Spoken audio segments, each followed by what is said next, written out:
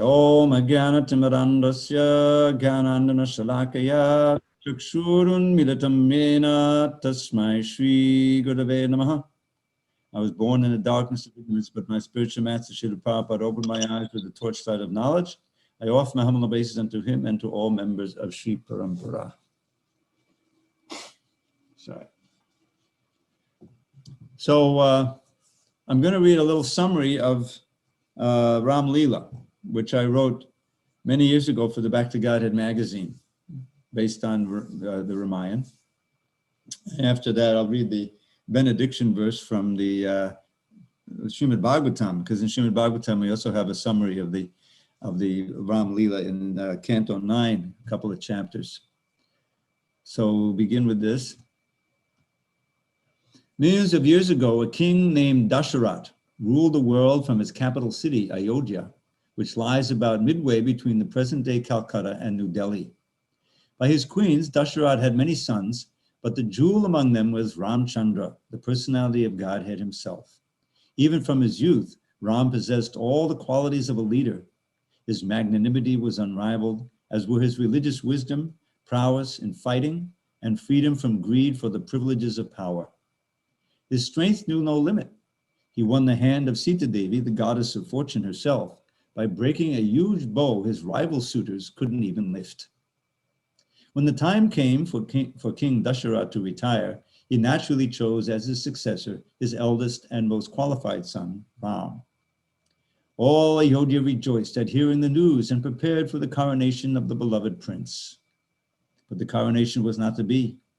Kaikeyi, one of Dasharat's queens, was incited by a malicious maidservant to block Ram's ascendance to the throne.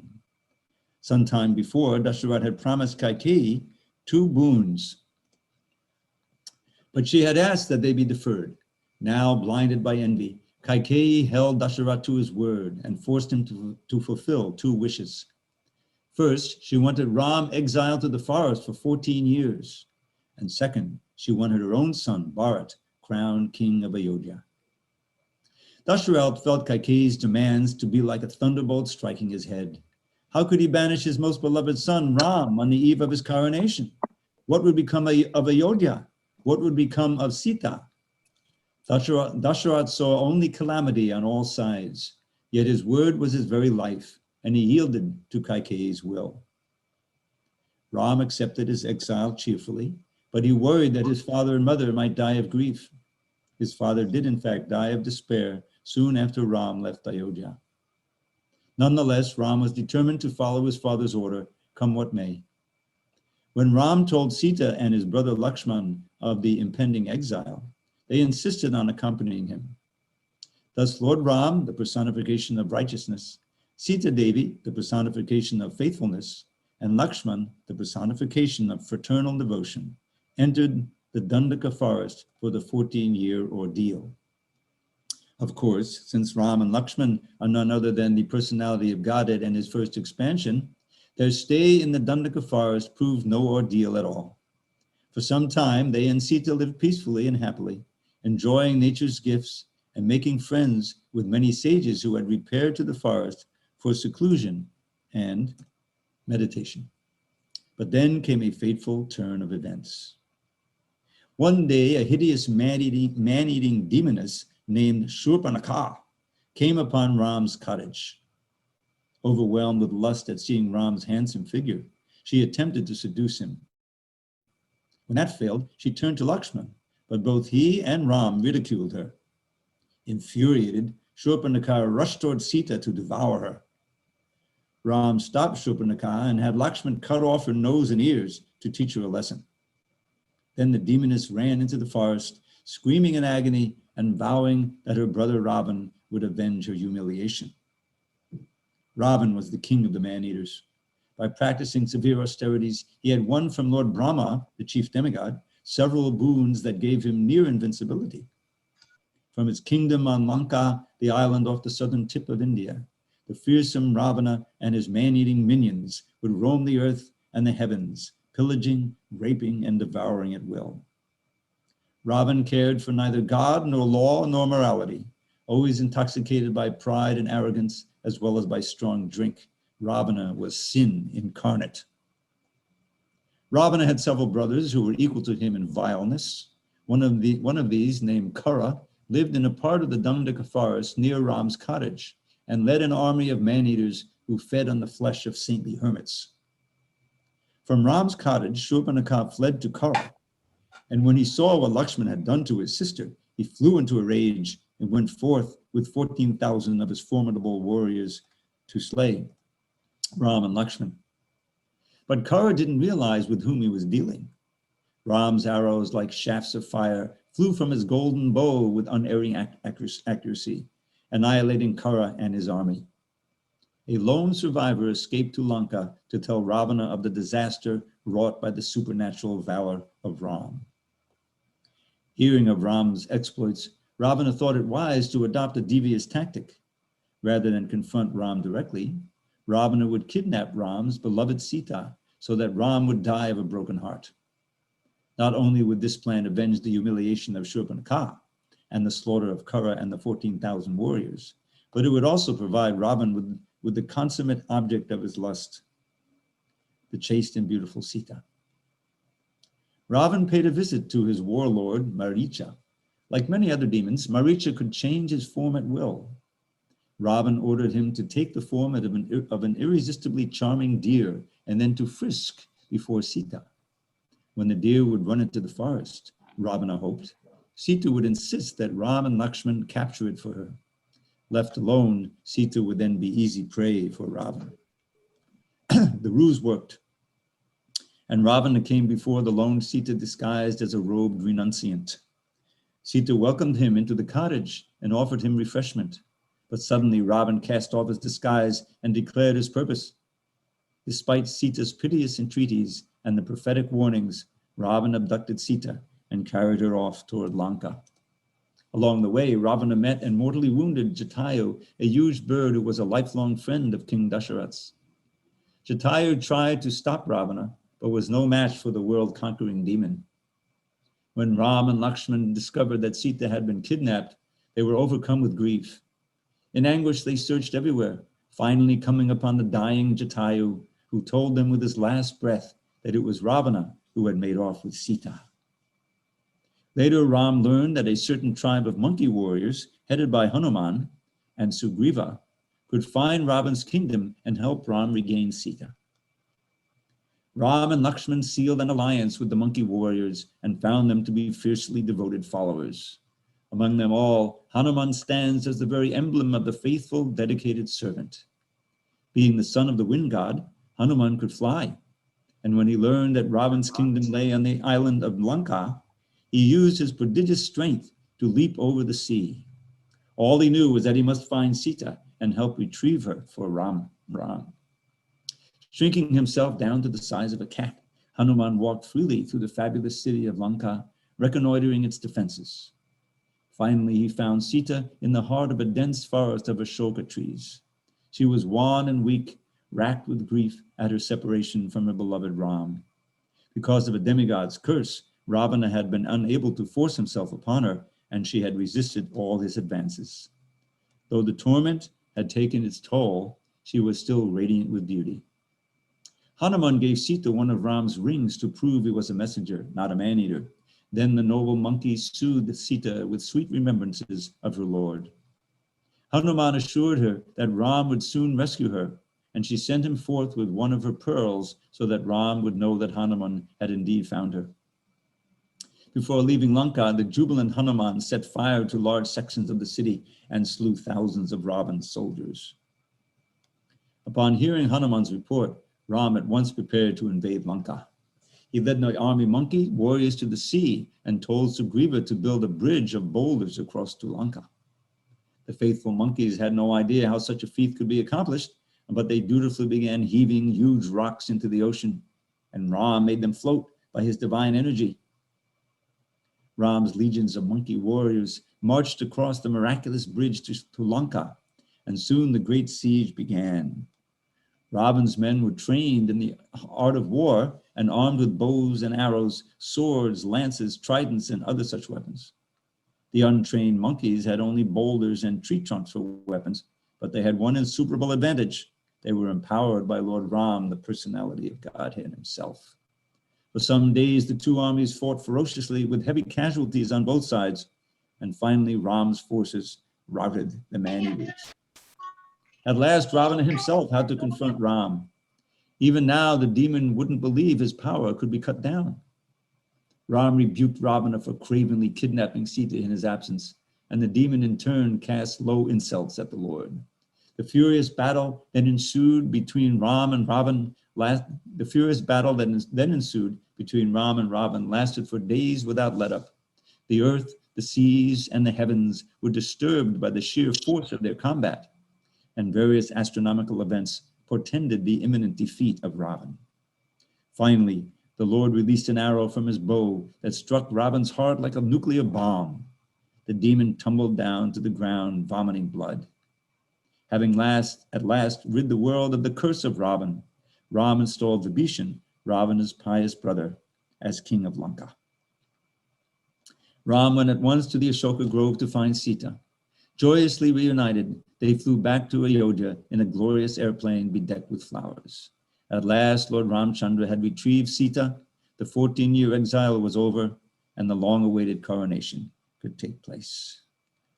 All glories to Lord Ramachandra, Sita, Lakshman, and Hanuman. Hari Hari Bol. So now I wanted to read this one Palashruti. Does everyone know what a Palashruti is? It's a verse that describes the benefits of hearing pastime or chanting ashtakas and so forth. So this is verse 23 of chapter 11 of the 9th canto of Srimad Bhagavatam, in Prabhupada's translation. O King Parikshit, anyone who orally receives the narrations concerning the characteristics of Lord Ramchandra's pastimes will ultimately be freed from the disease of envy and thus be liberated from the bondage of fruitive activities. Hari Hari Bol. So should we proceed to part 2 of the prayers? Yes, Prabhu. Thank you. Hare okay, Hare Krishna. Okay, so let me get the other.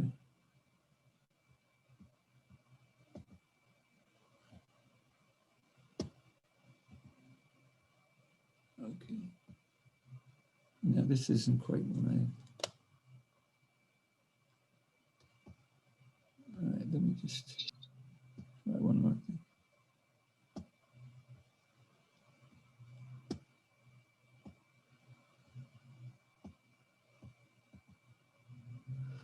Okay, we'll go with that. Let's move this off. Everyone can see that okay? Yes, Prabhu. It's good. Okay, so this is part 2 of our study of prayers, and today we're going to concentrate on the holy name, chanting Hare Krishna prayerfully, and various verses will deal with that. Let's see. Oh, here we go. Okay.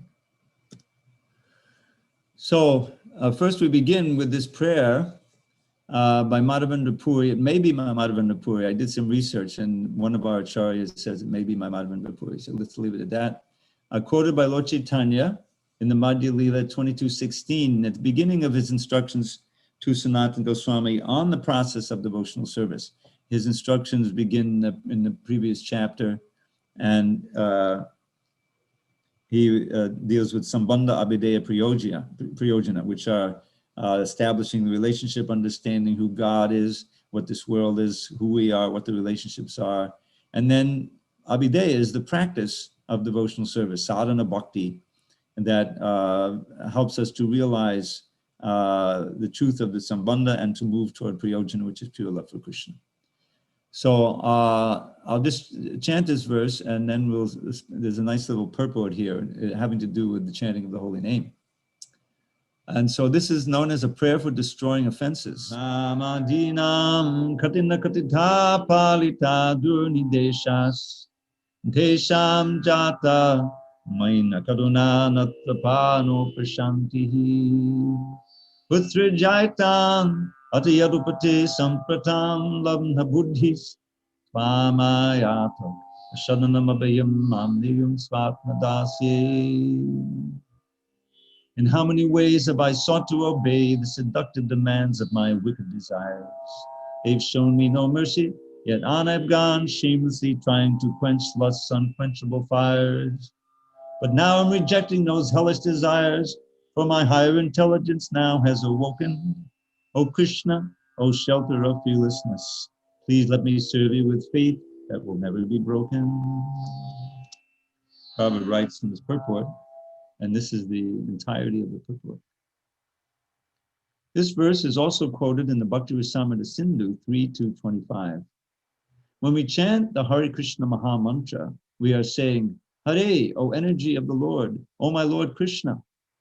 In this way, we are simply addressing the Lord and his spiritual potency, represented as Radha Krishna, Sita Ram, or Lakshmi Narayan. The devotee always prays to the Lord and his internal energy or consort, so that he may engage in their transcendental loving service. When the conditioned soul attains his real spiritual energy and fully surrenders unto the Lord's lotus feet, he tries to engage in the Lord's service. This is the real constitutional position of the living entity. So the idea is that the chanting of Hare Krishna is as simple as it could possibly be externally. You simply take these wonderful names in the form of the Hare Krishna mantra, and you repeat them and hear them. And eventually you take initiation, you want to vow a certain minimal number of times to chant, 16 rounds, etc. But the whole determination of how much we advance or how quickly we advance in this chanting depends on our attitude, our internal consciousness while chanting. And of course, the first thing is to hear, just hear the sound. But as well, as Srila Prabhupada points out here and more explicitly elsewhere, we have to feel that we're calling out to the Lord and praying for service. O Radha, O Krishna, please engage me in your service. And for that mood to be successful, we need to embrace the, especially the third verse of the Shikshashtaka, feeling completely humble, more humble than a blade of grass, more tolerant than a tree, to think all praise belongs to others, none belongs to me. This will keep us in the right attitude of kind of desperate supplication to the Lord. And that's what this is all about. Recognizing, I think I mentioned in the last session, how there's a section of the Nectar of Devotion called Submission, although it's really, we've changed the name of that title. It's Submitting an Appeal is what that is all about. And one of the kinds of appeals that one appeals to, these are forms of prayers, is one simply gives a assessment of one's condition before the Lord, how unqualified we are, how fallen we are, and full of offenses and full of anarthas and things like that. And then oftentimes after that, you'll find in a song statement, therefore you are known as the most merciful to the fallen. You won't find anyone as fallen as me. Therefore, please show me your mercy and engage me in your service. But it's a real genuine confession to the Lord of one's insufficiency and one's lack of good qualities like that. So that's what this verse is like. This is a sample of that. For many, many births, I've been following the dictations of lust, etc., anger, greed, illusion, so forth. And they've not become satisfied, these cruel taskmasters and slave drivers. And I've shamelessly not given up their service. But now, because of my intelligence has awoken, due to association with the Shastra, with devotees, with pure devotees, I want to give them up. And so I'm rejecting their demands. And in this attitude, I'm running to you, and please, you engage me in your service. We have to serve. This is our nature. We're constitutionally servants to jivas. So if we want to give up the service to Maya, we have to go and surrender to Krishna and pray to him to please engage us in his service. And that's what the chanting of the holy name is all about. So I'm going to go on here. And this is now in the 8th chapter we find of the first canon, we find Queen Kunti's prayers. And one of her prayers has entirely to do with the chanting of the holy name. And some of you may know this verse. I'm going to chant one line at a time and leave room for you to repeat. You can see this. Janmaishaya Shuta Shribhir Edaman Madakpuman Naibahatya Vidhatun Vai Famakinchana Gocharam. Now, this translation that I'm going to read is slightly different from what you find in your books. This is closer to what, much closer to what Prabhupada originally wrote in his original Bhagavatams, and it's important revision we made here. My Lord, your Lordship can easily be approached, but only by those who are materially exhausted, because one who is on the path of material progress, trying to improve himself with respectable parentage, great opulence, high education, and bodily beauty, cannot address you with sincere feeling. And Srila Prabhupada's purport is all about chanting of the holy name and how one has to chant with quality. And if you're too much involved in the opulence, these are the standard 4 opulences of good birth, wealth, high education, and physical beauty. If we're absorbed in trying to increase those or lamenting because we don't have enough of those, this is called Edamana Madak, increasing intoxication. We may chant, but it'll be offensive chanting. And we want to feel entirely helpless and call out to the Lord from the bottom of our heart. And so Prabhupada says in his purport, this is one line, a helpless man can feelingly utter the holy name of the Lord, whereas a man who utters the same holy name in great material satisfaction cannot be so sincere. And you'll find the greatest of the devotees, they often say things about themselves that are just amazing. Like you read the Chaitanya Charitamrita, and in the middle of the book, Krsna Scarborough says, I'm so unqualified, I'm so offensive. Anyone who chants my name acquires so many sins, you know. What is he talking about? He's a great exalted Vaishnava. But they actually feel that way, and they keep themselves in that mood so that they can feel desperate, most desperate and eager for Krishna's mercy and his blessings. And so we find Bhaktivinoda Thakur has written so many songs in which this is expressed, and this is how the greatest devotees feel, unqualified and Dina.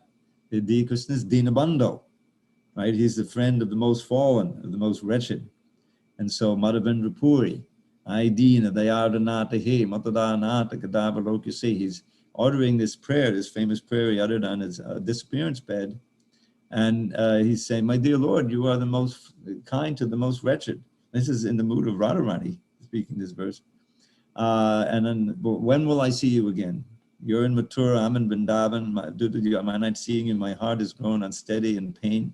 What shall I do now?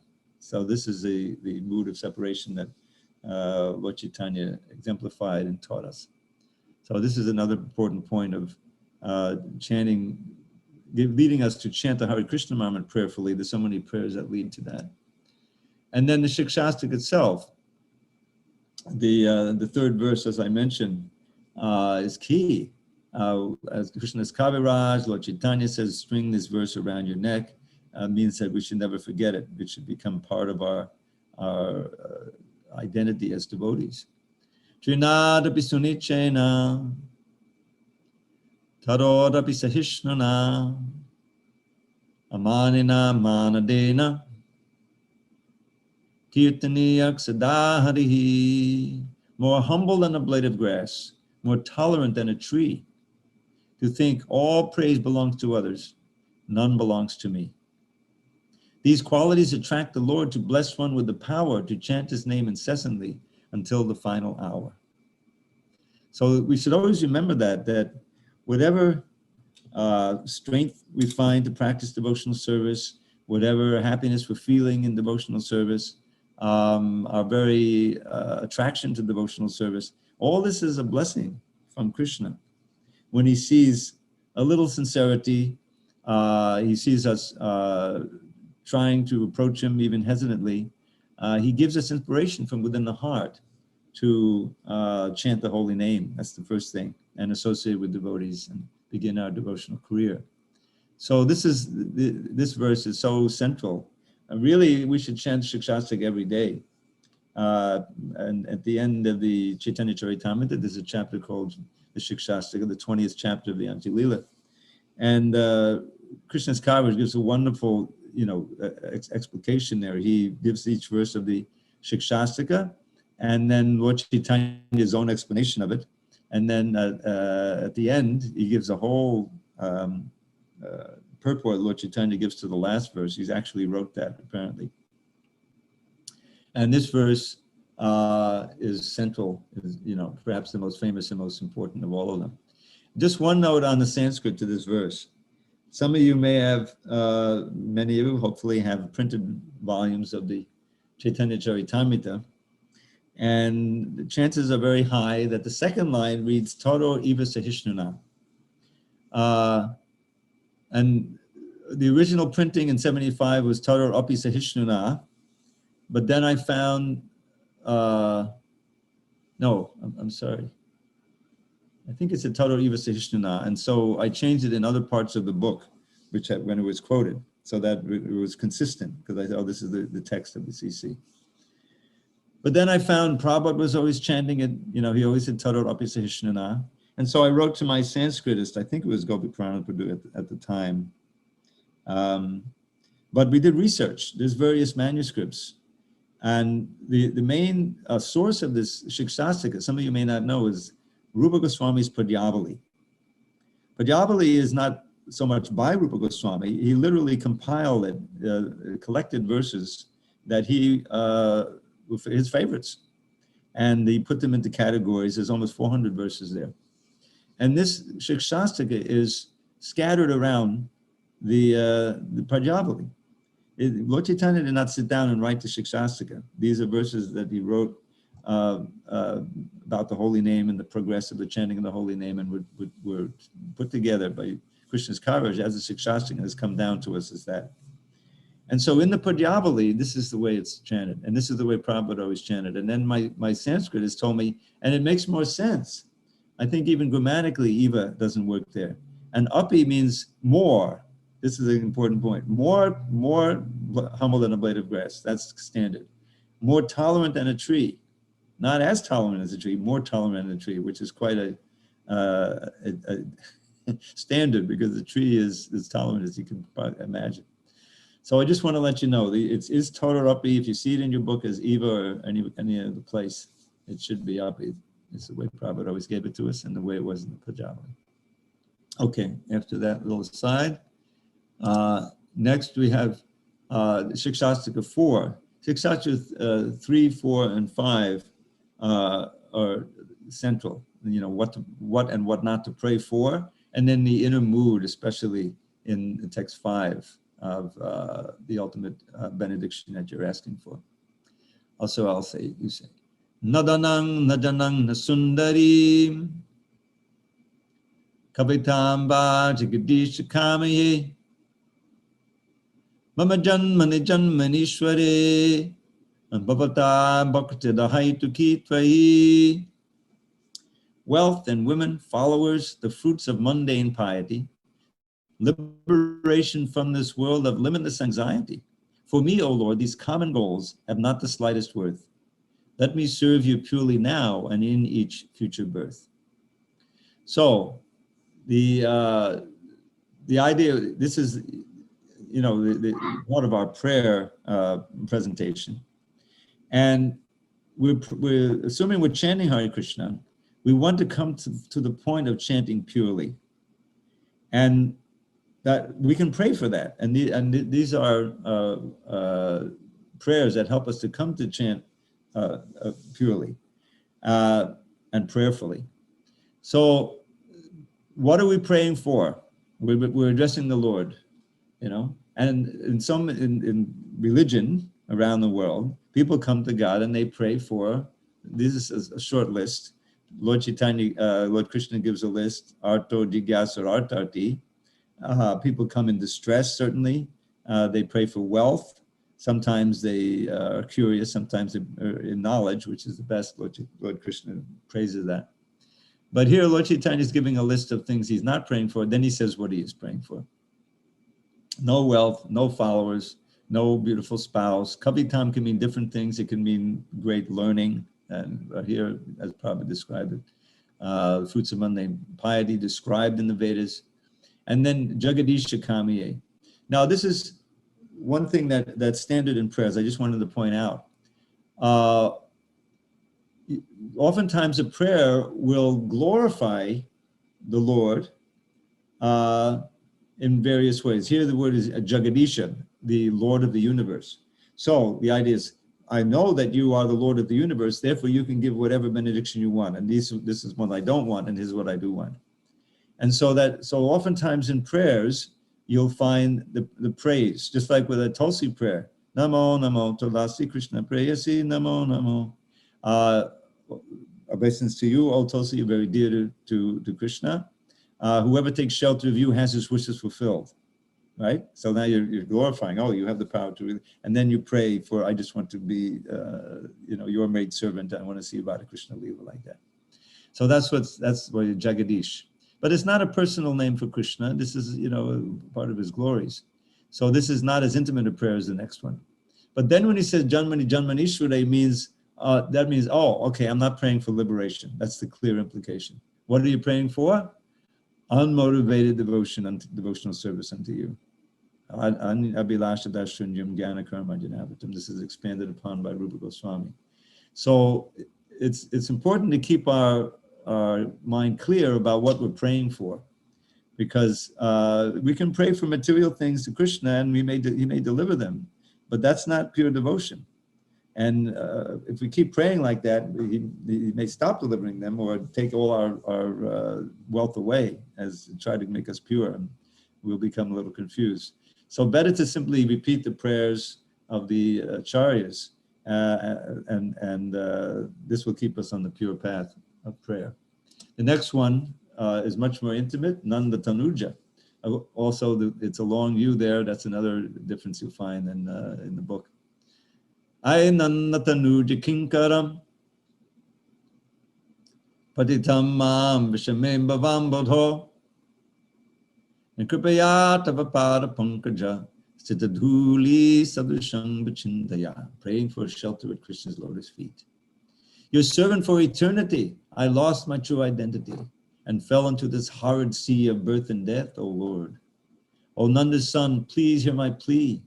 By your sweet grace, consider me a speck of dust upon your lotus feet forevermore. So this is a supreme prayer Lord Chaitanya has given us. And there's no question he's praying to Krishna in Vrindavan, the son of Nanda.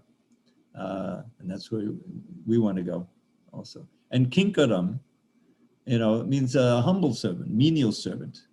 This was my actual identity, but I've fallen now into this horrible ocean of birth and death. Vishame Bhavam. Have mercy on me and fix me again as a speck of dust at your lotus feet. Most humble position. This is what we should really pray for.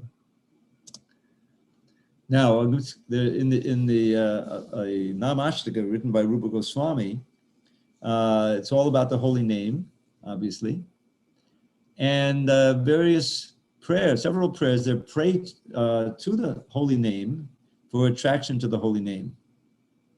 And this we can do that when we're chanting Hare Krishna. We can be chanting prayerfully and praying that to the holy name, which is none other than Krishna, for more and more attraction to you. Please let me taste the sweetness of the holy name. We've heard so many verses about that. I think we're gonna sing an Ashtaka in a few minutes. So let me give the. So these are samples of Krishna's names, and at the end he prays for more and more rati, attraction. Hagadamana Yashoda Nandana Nanda Suno Kamala Nayana Gopi Chandra Vrindavanindra Panata Kaluna Krishna Vityaneka Swarupe Tvai Mamambata Dukchaya Vardhatana Madeha.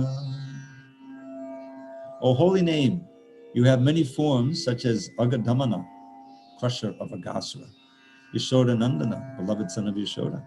Nanda Sunam, beloved son of Nanda. Kamala Nayana, lotus-eyed Lord. Gopi Chandra, moon of the gopis. Vrindavanendra, king of Vrindavan. Pranata Karuna, you who are most merciful to the surrendered souls. And Krishna. I pray to you that my love for you in these and your many other forms may greatly increase. So praying for attraction to the holy name by this verse, which contains many names. And then Namashtaka 8, again praying for attraction to the holy name. All right, I'm going to try chanting the first line here. It has a little bit unusual meter. Let's see if you can repeat. Nada Davino Jivana Sadhorminir Yasamaruri Pura.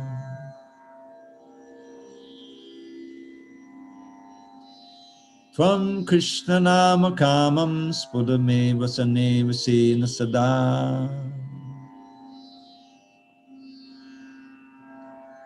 O life of Narada's Veena, O flood of the waves of sweet nectar, O holy name of Lord Krishna, please always manifest on my tongue with great nectarian sweetness. I don't know if you know him, but Vaisheshika Prabhu initiated a devotee and gave him the name Madhuri Pura because he loves to chant the holy name. He's a very nice kirtaniya. He's a friend of mine. Okay, now we're going to do the Kevalashtakam, 8 verses glorifying the holy name as all that be.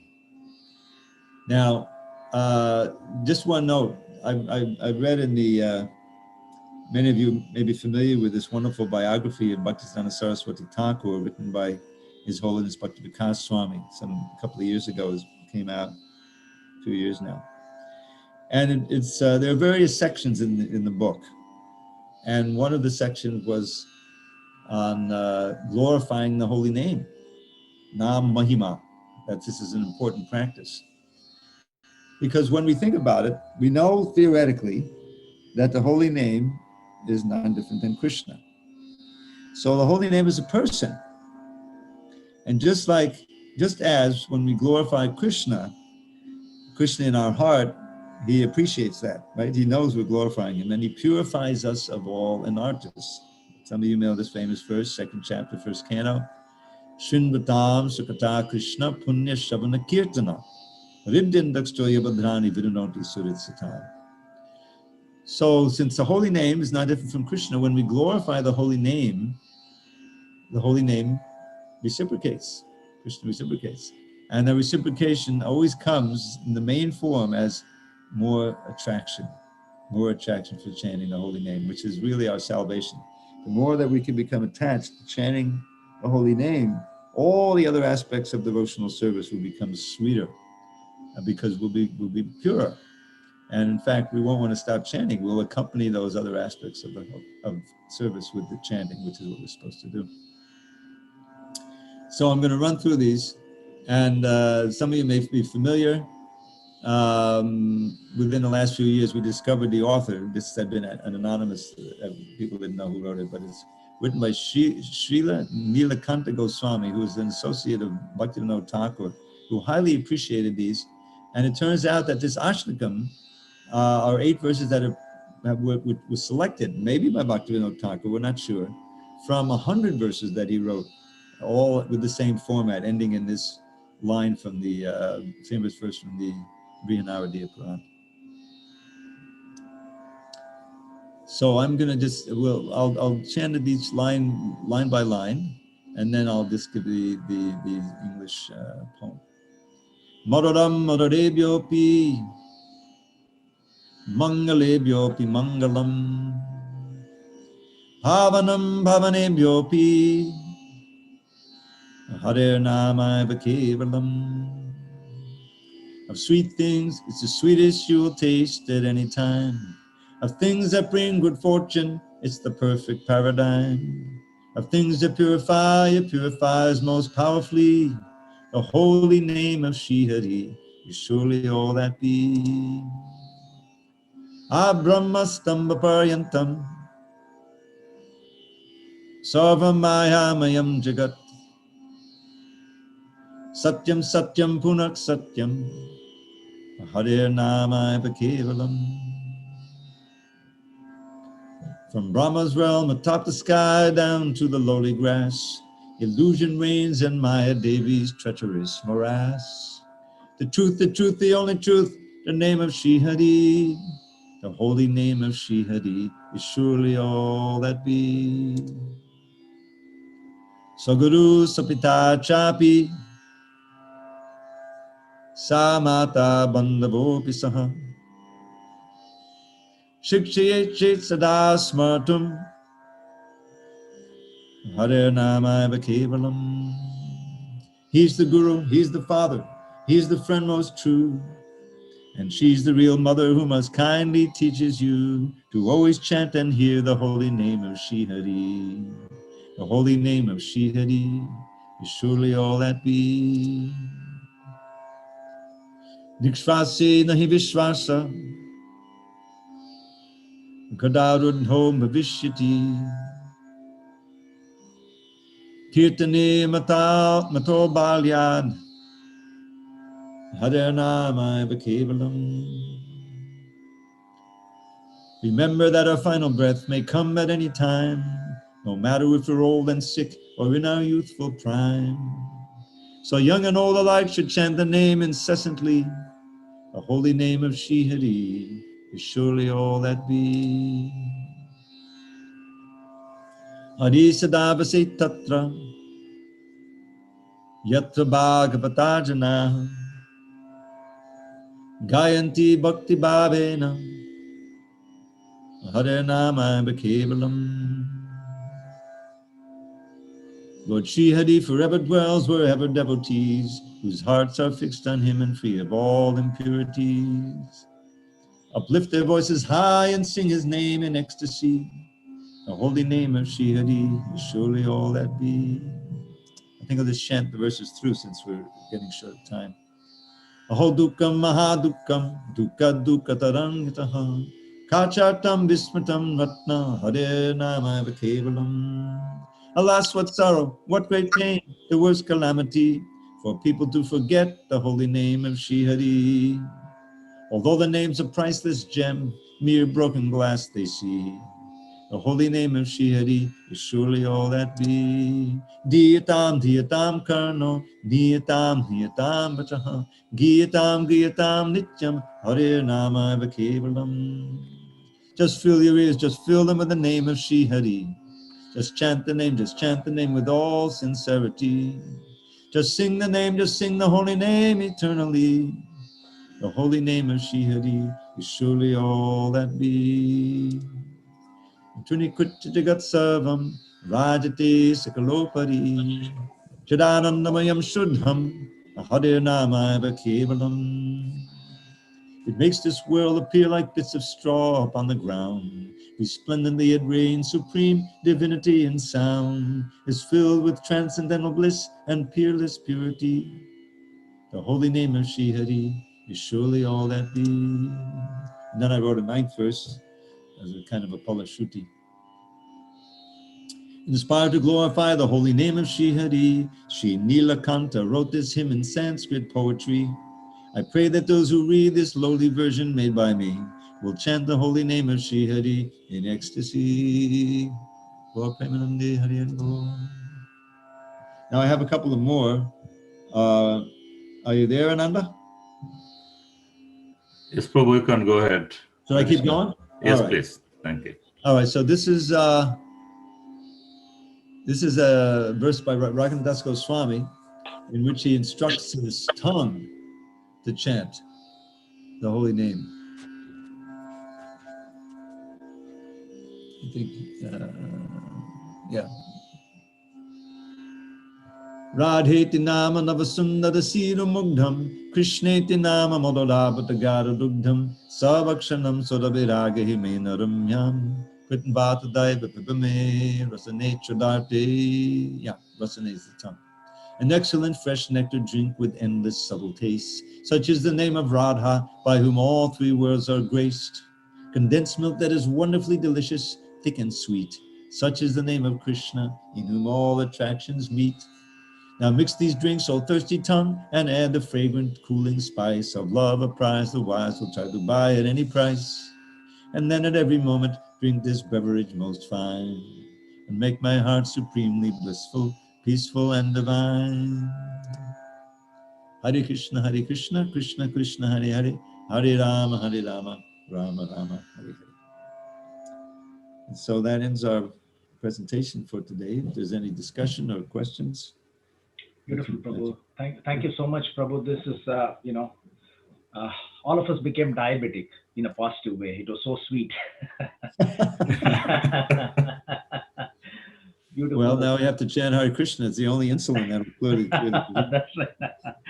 Fantastic. So very nice, Prabhu. So this is part 2, and we are all hoping collectively that we are going to have more of these sessions, because we just want this, constant, shots of these holy names, so that our chanting is also very serious on a daily basis. So we need this. So thank you so much. Ram, the poem. Ram possesses all the qualities of a superhero, royal traits of ultimate prince, monarch, or pharaoh. Reverent to all, eager to help and listen, with a service attitude, acting on what's given. His build is admirable, countenance grave. Tasks he tackles meant only for the brave. He never moves suddenly at a reckless whim. No wonder his father, the emperor, adores him. Ram is the heartthrob for many a woman. He also has a striking brother with name Lakshman. Of all ladies, lovely Sita won Ram in a tournament. These three leave an indelible mark, a footprint, literally so, on a forest floor at Chitrakoot. In a fateful exile, they meet an ogress, not cute. Smitten with desire, the ogress solicits Ram. He declares loyalty, not yielding to this love bomb. This invokes a fury in the lustful jungle lady who attacks Sita, for all she does is shady. Lakshman draws his dagger, making a clean cut. Off comes nose and ears, disfiguring her somewhat. The wounded ogress flees to gain retaliation. 14,000 aggressive ogres assail, adding aggravation. Ram single-handedly puts their lives to completion. The ogress reaches her cannibal king, Ravan, to petition. In revenge, this 10-headed villain uses trickery and hoax. A mystic becomes a golden deer who goes to coax fair Sita away from the guard of her husband. Ravan's plot triumphs, stealing Sita, Ram's diamond. To Ilanka he flies, with captive Sita by his side. Devastated is Ram, with his love companion denied.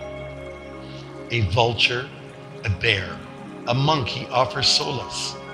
As allies, they pledge to regain the goddess. Battles are conflicts to avoid, if possible, when negotiations fail, with bridges not crossable. Speaking of bridges, Monkey Hanuman cleared the ocean, with one leap to Lanka on the strength of devotion. Crossing a new causeway, now the means to go, is a simian army wielding weapons. For Ram, it's a bow. A clash between mean man and monkey is a fierce fight. Casualties are plenty, as all exhibit such might. The turning point, the fatal arrow hits Ravan's navel, the only bodily location Ram finds unstable. The 10-headed fiend's legion is completely defeated. But what now of Sita? Has her life been depleted? All this while it appears Sita's in captivity, in a grove of Ashoka trees, devoid of festivity. But the goddess in despair is a mere phantom, putting a twist to a story interesting to fathom. When Sita was abducted, she prayed to the fire god. He gave her protection. For this we must applaud. Then an illusory Sita was suddenly manifest. The joke was on Ravan, who thought he had the best. But then we wonder, did Ram too get tricked? The drama plays out so emotions can be gripped. Ram, Sita, Lakshman end a 14-year ordeal. Hanuman joins. They return home to Ayodhya to reveal more divine and sweet pastimes of a mystical kind. Tales of Ram are for a happy heart and happy mind.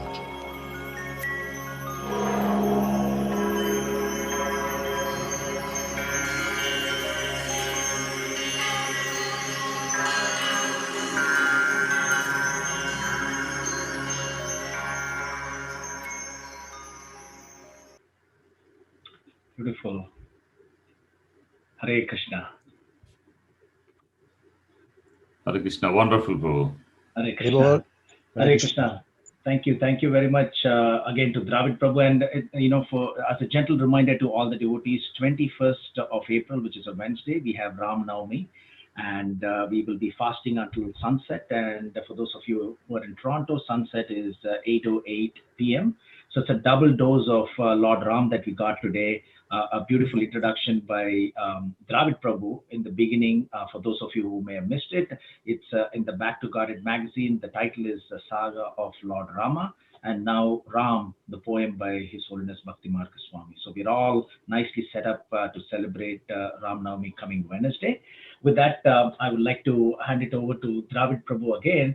Prabhu, with your, would you be able to again take it over and maybe solicit some of the devotees to recite those verses that you gave us last time? Verses, yes. Okay. Now, do you want me to recite them, or we're just testing others who are supposed to recite? If you can test them, and what we can do is, Prabhu, we can ask any of the devotees if they would like to raise their hand. We don't want to put them on the spot. Would anybody be kind enough to, if you've already memorized it, either 1-842 starting with Tvayeme, or 7-9-17 Yasmat Priya Priya, or from the 6th canto Aham Hare Tava. So would anybody memorized any of those verses or all of those verses? You can raise your hand by clicking the button, and then you can narrate them. Anybody? Prabhu, sorry, did not raise my hand, but I memorized all three, but the last one, 797, I have problem. Okay. I forget, like after a while, I forget, but first two, Kunti Devi prayer and Vritasura prayer, both are good. Okay, let's hear Kunti's prayer. It's the easiest one. Okay, should I recite? Yes, yes. তৈমে অনন্য বিষয়া মতের মধুপথ সকৃত প্রতিমুদ্দাহাতাৎ আধা Ganga Eva উগম উদানবতে. Not bad, not bad. How about the English? The next one? The English. Anyway, this one I put into a little poem, which you can work on. O Madhu's Lord, please ever fill my mind with thoughts of thee, not any other kind. As Ganges torrent flows into the sea, let all my love flow constantly to thee. Nice. So you can work on that one for next time. Oh, I will. Okay. It's in my poetry file, which I think you have, Ananda. You can I do have. I have that. You send it to us, Prabhu. Yeah, I have that one. All right. Do you want to do 6-11-24? I can go ahead, but if anyone else is interested, Yes, if they have. go ahead. That would be nice. No? Go ahead, Amal Thakur, Prabhu. Okay.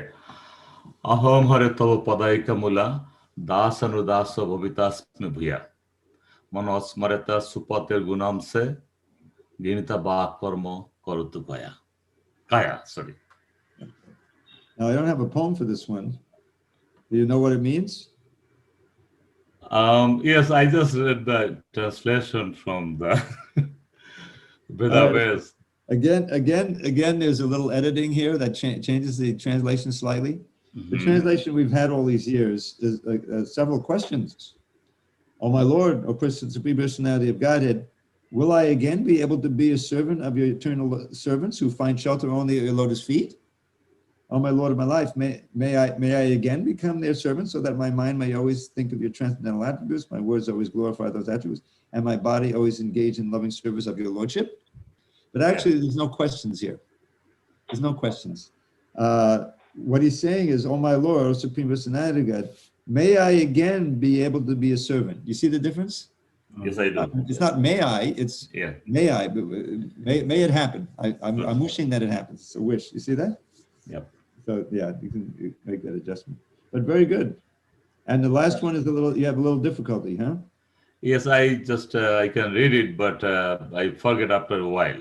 Maybe I can try it. Yes, please. Okay, let's hear it. Ananda, go ahead. Yasmat priya viyoga samyoga janma shokadina shakala yonishu dayyamana dukkau shadam tadapi dukkam atatiyaham bhuman brahmavi vadame tavadasya yogam.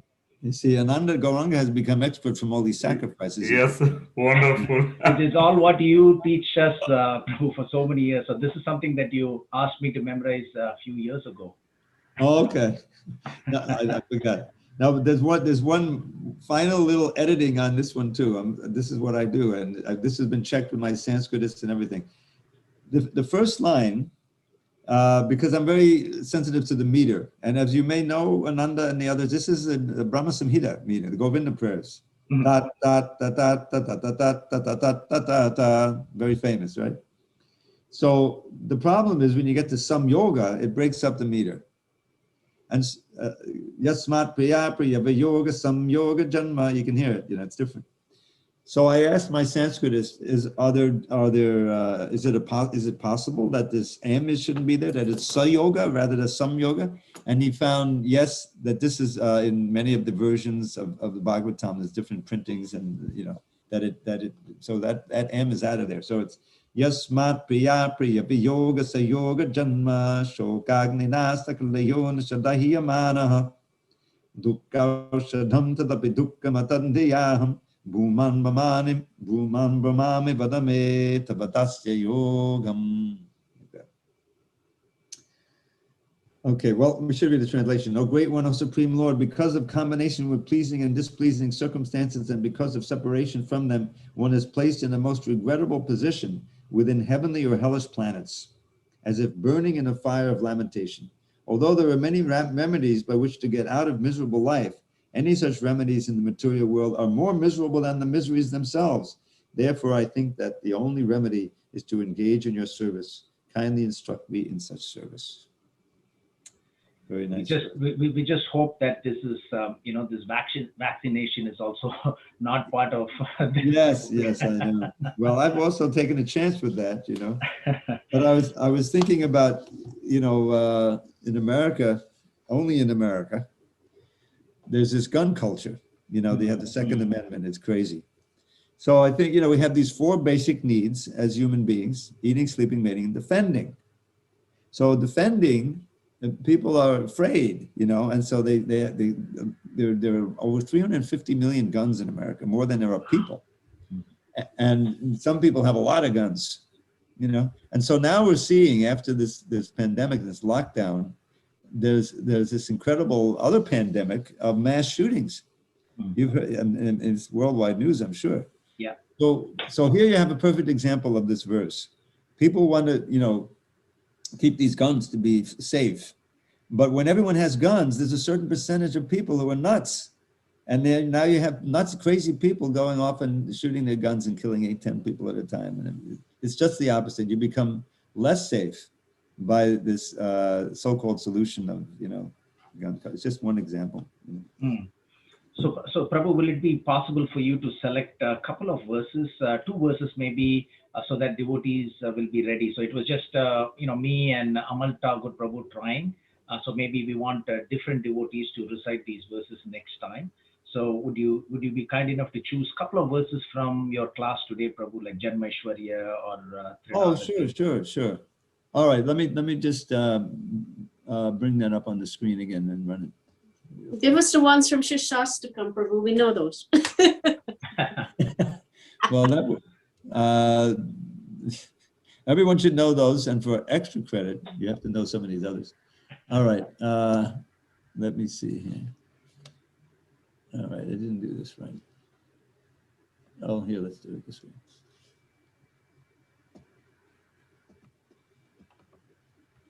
All right, I think that I have to stop sharing for a minute. Get back to this.